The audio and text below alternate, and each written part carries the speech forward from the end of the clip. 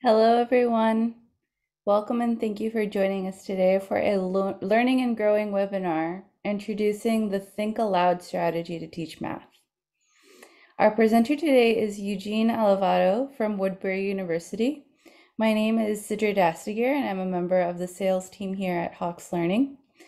We will have a live Q&A session after the presentation, so please enter any questions you have into the Q&A module or into the chat feature as we go. But for now, I'm going to hand it over to our lovely presenter. Please take it away. Okay. Well, thank you very much for the introduction and invitation. I just think this is a great opportunity, and Hawks Learning is giving us, instructors the opportunity to share some of our ideas and, learn from each other. And because of that, on the chat, I put my name and my email. If anybody would like to continue the conversation, I'm very interested in being in touch with you. So let me start. I'm going to share here my PowerPoint presentation. Let's see. Okay. So before I start, I want to just give us some feedback, on my some background. So this picture was taken back in Brazil. And this is after 20 years teaching, higher education. I decided to, investigate, what happens, in a poor neighborhood, how these kids learn math, and also go there and help trying to teach these kids. Brazil is I'm originally from Brazil, so that's why I was easy for me to go there. So I come from, before I start teaching, I was working as in basic research and engineering. So when I came to start teaching, I brought a lot of hands-on ideas, and I was very excited about bringing the real world to the classroom. But I noticed there were a lot of students that have a lot of difficulties, with basic concepts in math. And many had a lot of math anxiety and science anxiety. So I started really, studying that, reading papers and trying to come up with, different strategies, how to go there and how to motivate students and get them to learn the stuff. So I want to read these innovative approaches to improvement of teaching should start with the root causes. So I thought going to a poor neighborhood, I would, find, the root causes, right? And now, when I arrived there, I was kind of disappointed because, this is like in 2017, before the pandemic. I was disappointed because math was not emphasized at all. The whole emphasis was in learning how to read, and they were using a lot of strategies to get kids to learn how to read, and a lot of discussions. And I was very upset because I thought they're not giving much importance to math and science. So the following year, I got some money on the following year, and I went there and I bought 3 computers, and I built a playground, an educative playground, and we had some, some garden, to do some science with some plants, and I started, giving some math classes, and the instructor said, yeah, this is all very good, but for these kids, it's really important for them to learn, how to read. Okay, so then the pandemic, showed up, and I never heard anything about this thing called Thinking Aloud. I didn't even know what it was. So because of the pandemic, I was so used to give in-person classes. So I start taking any kind of training that were offered, on online or in the school, and somebody talk about the Think Aloud, and I was completely surprised and actually amazed. And then I made the connection with my experience back in Brazil, why they were so giving so much emphasis on the reading part of it. And I think what I might take out of it is that, well, if you don't know how to read, then you really can't learn anything. But if you do know how to read, then, the door is open. And this is not something new, right? The idea of thinking aloud is not new.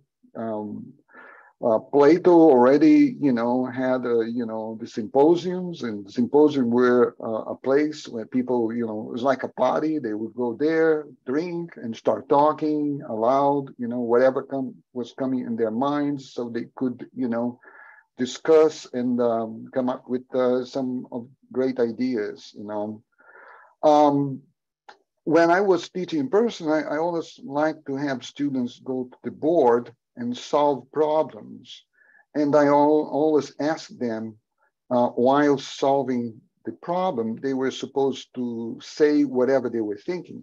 So this is, I'm just saying that because, without knowing this think aloud terminology, I was already, my intuition was saying, well, let's see what the student is thinking, so I can, at the moment that they make a mistake, I could correct them, So so that was something that I was already using in some respect, For those that don't understand what Think Aloud is, basically is a strategy to read with the intent to understand, and you have different ways to do that, you go basically like word by word and making sense of it, making sure you understand every word. In a classroom, usually math class, and by the way, I'm using this in all disciplines that I teach, and that includes algebra, statistics, astronomy, and physics. Everything I teach now, I have an assignment that is called the Think Aloud, So, so basically, what you do is you dissect the text. It's a way to slow you down on the reading, and I find extremely helpful. And my teaching philosophy is really to get students to become independent learners, so they can learn things by themselves, not be so dependent on instruction. And reading is essential, if they know how to read it, the correct way. Now, talking about online,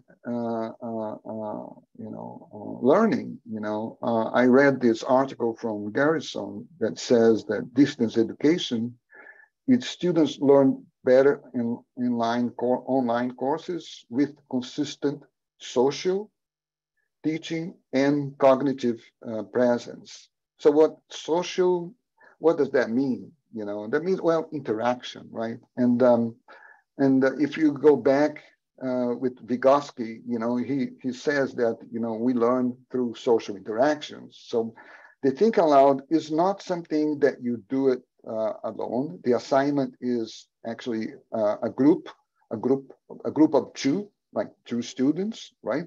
One is the one that is going to read and expose their thoughts about the text, right?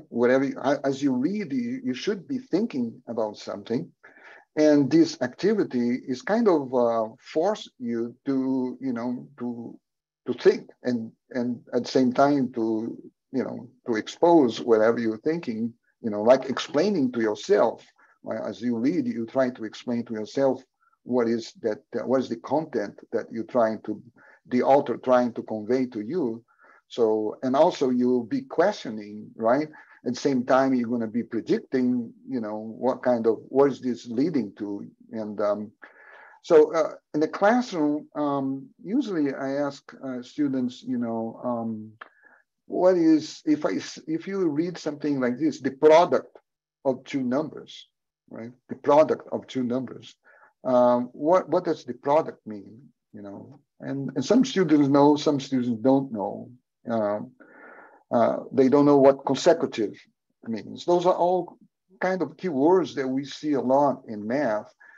And I explained to them, if you read, continuously, right, without stopping on a word like product or consecutive that you don't know, so it doesn't really make much sense. You're not going to be able to completely, understand the text, and it's not make any sense to you. So you have to stop. You have to stop there and go find what the meaning of that word, right, before you continue. So it seems like a common sense thing, but many people, when they read, they just read the pronunciation, the words, and it's one way that I think the education system, it teaches you,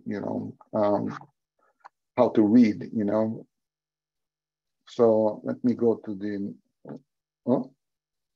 next slide. It's not moving. Why? Okay, I got it. So this is, this could be me. I can see myself here in this classroom a long time ago. And I had to go in front of the class and start reading, And at that time, I remember myself, my worry was to be able to pronounce the words correctly. The content, understand the content was not a priority for me. And I think this is true for many students. Because this strategy is of thinking aloud is not really taught. We don't focus on the on the content, on the interpretation of that. So I remember being standing there very nervous, trying to just make sure I didn't make any mistakes on the pronunciation. So so this are some of quotes that I found here. A long time ago, somebody came up with this quote that said, give a man a fish and you feed him for a day. So teach him how to fish, and it's going to be for a lifetime. So I'm coming up with a new version of this. Teach students how to solve a problem and how to do it, right? So and they will be ready maybe for the final exam. But if you teach them how to learn, they will be scholars for a lifetime. So I think teaching is much more than just giving instruction. Teaching is giving people opportunities and encouragement to grow and giving them the tools, right? And there is a lot of talk about equity and, so I think teaching, thinking aloud, is, a collaborative inquiry strategy, and it is something going in the direction of equity, So, this is going around. So I thought this is a good way to explain that. Here on this first, on the left, if you give the same amount of support to all of them, this short guy here is still not going to be able to see the game because of this barrier, and the barrier here symbolically means the doesn't know the skill of reading, related to the think aloud, right? If they all learn this strategy, you're going to be here on the right, so all of them are able to see the game. The one in the middle is, I don't think the barrier is still there. You're just giving enough support for this short guy here to see the game. But if you look at this, they're all looking at the same level, right? And I don't really think that's what we really want. You want diversity in terms of views. So this guy is taller by nature. He was born like that, and this guy is short, but they both see things from a different perspective, and that's great. I believe this is the way it should be. So we don't want to see everybody the same way. Okay. So what is the purpose of the Think Aloud? Is really to give a structure, a model, and allow students, actually to learn from each other, right? Because it is an activity of two. On my assignment, what I have is I ask them to record themselves doing this presentation, and they have to use all the keywords for questioning. There is a list of words that they have to use in terms of what, why, and like I predict, things like that. And they split. One is the reader that is expressing, its ideas and thoughts, and the other one is the listener. The listener has a job to monitor, to see if the reader is explaining everything. Like a word, if you go through a word like consecutive, and doesn't explain that consecutive means one after the other. You go to a word like product and doesn't explain that really means, the multiplication of two numbers, then is the job of the listener to point out, say, hey, do you know what consecutive is? If they say, oh, really, yeah, really, I don't know. So maybe you should just, stop there and go figure out what that word means before you just keep moving, And another thing that, this interaction between two students is very important. Of course, they have to alternate, their roles, and the listener becomes the reader and the reader becomes the listener. But it is this interaction extremely important, I think. You're going to see down when I did collect some data, and one of the things that came out from interviewing students and, like asking them to respond like a short survey about the strategy and how they feel about it. One thing that I learned is that many students were complaining about the fact that if they had to, if they get a partner that is not very into this strategy, or is not buying this, and it's going to be difficult, And I'm sure if you get two students, and when I did this online, actually this is excellent for an online, activity, because you can do breakout rooms and of two, and then you can go out and visit, each one and see how they're doing. And I would go to some of those, and they were, active discussing and talking, and that was great. But then I would go to another one. They had the videos off. They were not talking. They were reading by themselves. So I came up with a different strategy. Now I'm, like I said, I think I said already that I'm using this in all my subjects that I teach. So the strategy I'm doing now is what I call fluid grouping, right? So the group, each time they meet, they have to meet with a different student, so they have exposure to different classmates, and and once they happen to get in touch with one student that is really into doing this, and they get the way of doing it. They learn from that student, and they keep passing on to the other ones. So I find this extremely interesting. Another thing that I found interesting about doing this strategy of changing, especially online, is that if you go on an in-person class, my experience is that students are in a classroom setting. They actually are segregated. They sit on the same spot. They talk with the same classmate. They make friends with the guy that is just beside you. And they never end up talking with the guy that is on the back of the room. The guy in the back of the room never talks with the guy in the front. By doing this, they are kind of exposed to every student. So at the end of the semester, they have talked with everyone, so they know everyone.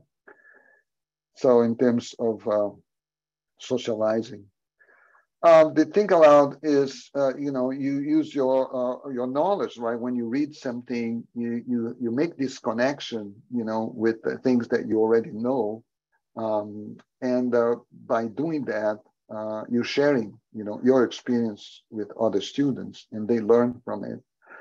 You can make predictions of, what is coming. You ask questions. You try to clarify things. You build visualizations. This is extremely important. Because is another way to store in your mind. And it improves your long-term memory of the content. And the fact that you're discussing this with another student, it's very important. And also making summaries. Yes, making summaries is something that I notice students, many of them don't really know how to do a summary of anything. So those are things that I give to the students, so they have these words to begin to verbalize, as they read. They can say, I predict, why did this happen, or how, and then like I see, I imagine this, I picture this. So they have to use all this on my assignment, and to force them to do that. And I tell them, the idea is that after they do this a few times with a partner, it is a skill that they learn that they can take with them, when they start reading by themselves.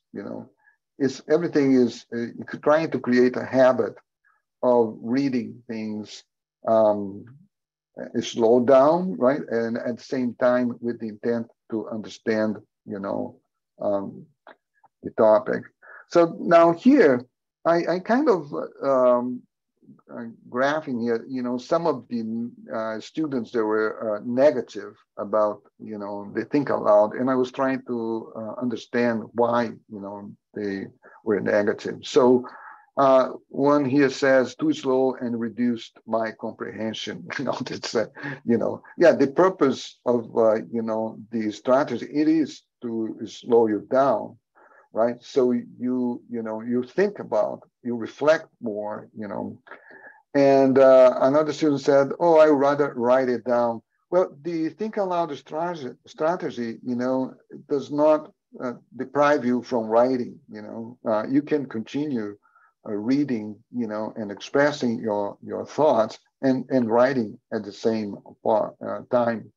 Partner dependent, yeah, that is a fact. And that is one of the reasons that I have, by looking at this list, I have implemented changes. I have implemented also different ways to introduce I spend much more time, trying to um, make students understand the importance of this assignment. So a partner dependent is one of the things that I address by giving them opportunity to do this with the different, classmates. This should be optional. Yeah, I'm sorry, that's not going to be optional. That's, one of those things.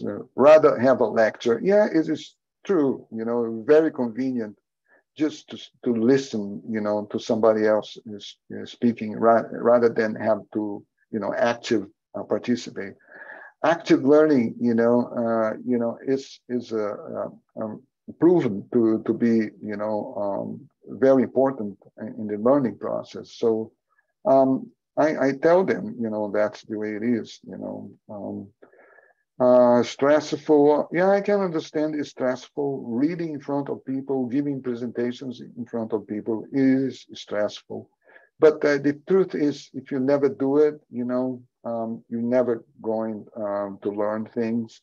I tell them that when I start teaching, I was always very nervous, but after 6 months, I became used to it, and I enjoy now talking, with people about these things. Um, it's not for everyone. Okay, it's not for everyone, and so on. Um, so here now is some perceptions, in general. So there were 4% said they still did not know. 6% said that this is a waste of time. Every course could use this strategy. That's good. Okay, I would rather read it by myself.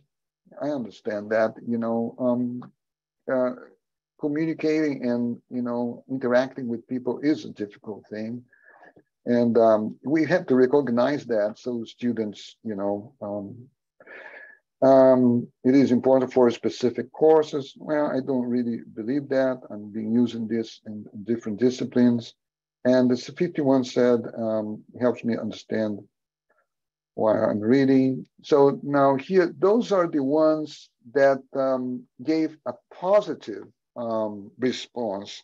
So the ones that gave a positive response, only 9% of those were using the Think Aloud for the first time. And I think this is important.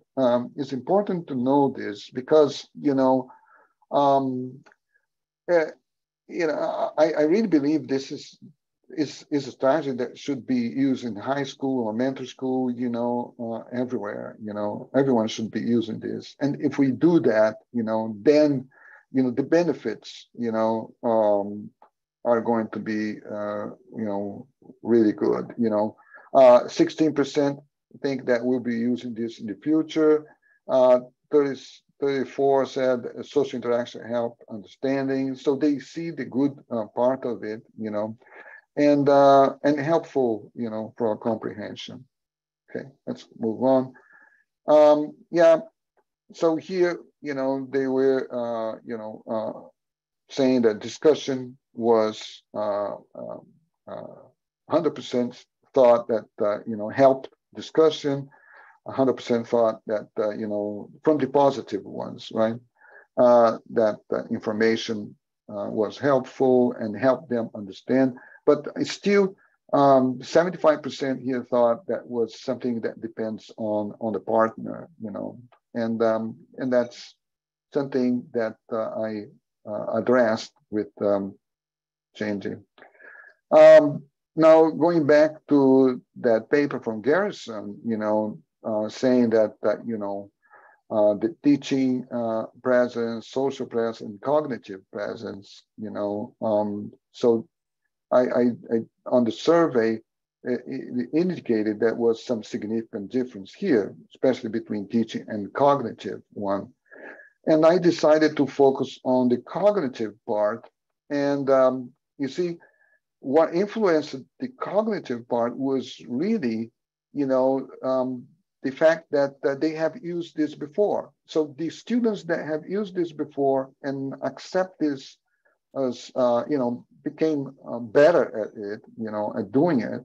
they have improved their cognitive, process. While the other ones that, because they didn't know really how to use it, or they were not completely motivated, they were behind.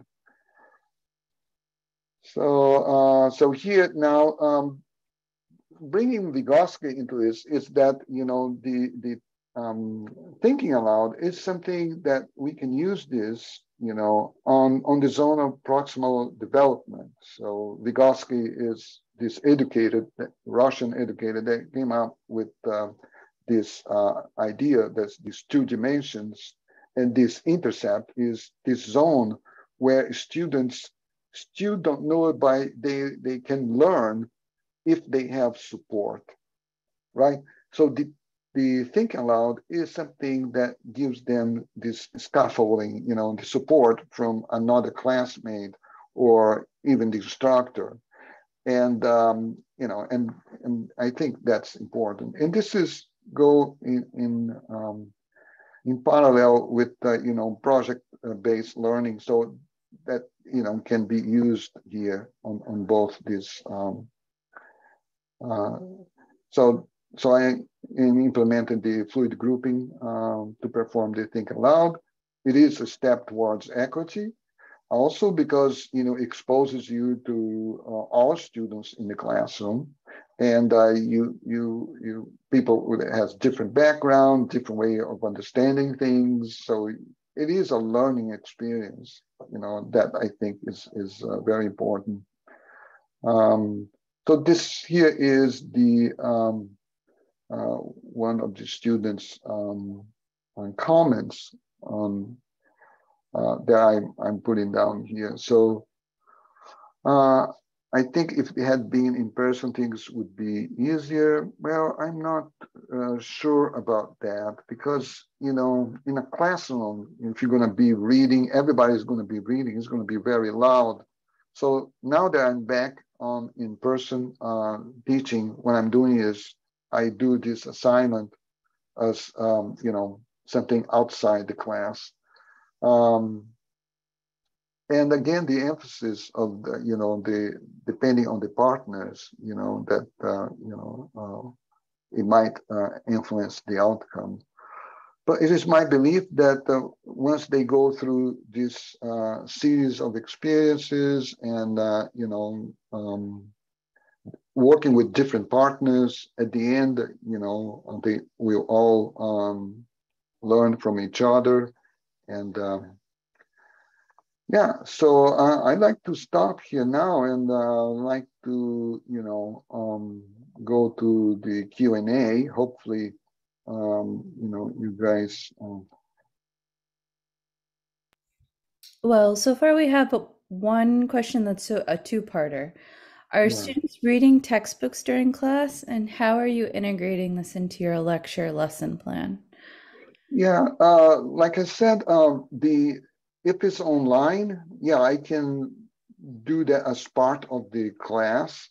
Like for instance, if I'm covering astronomy, and this is the first class, and the first on the chapter begins to talk what is astronomy, so that would be a good text for them to start even before I start the lecture. So I will give them assignment to read the first two paragraphs, and I will have them in breakout rooms, and they, would, just and do that, working by themselves. And when they come back, they're supposed to, give some, feedback or what is that they learned, what was about their experience, things like that. But now that I'm having this in person, I'm asking them to connect with each other, could be through Zoom or and videotape, their I call performance, because I think it is a performance, and so they videotape that, and then we can play during class, and discuss about it, and I like to do that before the lecture, so they, it is everything is unknown. Because if I do give them the lecture on the topic, then they're going to know all the terms, right? So, yeah. Thank you for the question. No problem. All right, so it looks like that's all of the questions that we have for now. Thank you, Professor Allevato, and thank you all for attending today. If you or any of your fellow instructors are interested in presenting for our Learning and Growing webinar series, please submit your proposals to the Learning and Growing website, which I'm going to go ahead and link in the chat right now. And we'll be emailing you all a link to view the recording of this webinar once it's available. And I Thank hope you. everyone has a great day. Thank you. Okay, great. Thank you. So everybody is still there, or are they all gone? Or? Some people are still here. Is there Okay. something else that you wanted to add? No, I'm just curious. Okay. All right. So see you then later. Bye. Thank you. We had about Okay. 12 participants. Oh, okay. That was good. Yeah, Good outcome. Okay. Thank you. Bye. no problem. Bye.